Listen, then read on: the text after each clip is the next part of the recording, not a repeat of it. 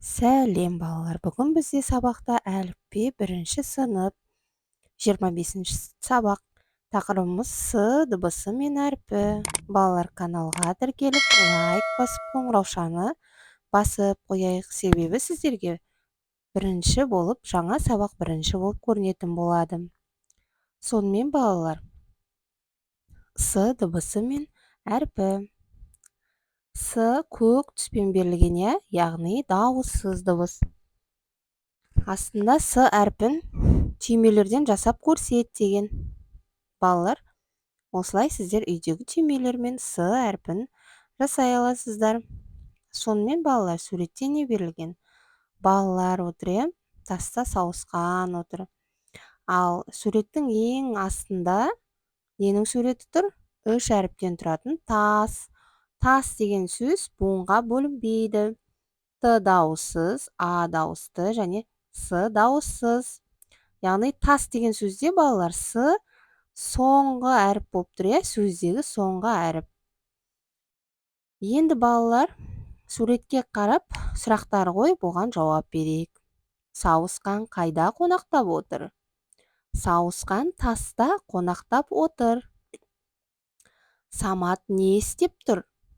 Самат сыбызғы тартып тұр. Енді соңғы сұрағымыз, оны кімдер тыңдап отыр?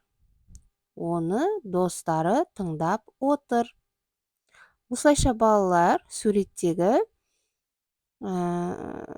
қарап сөйлем құрастырдық, Ал енді балалар, енді оқиық, кітаптың суреті берілген. Ас, сан, аса, сана, асау, санау, анау, асау, ат, анау, асықтар, сара, сана.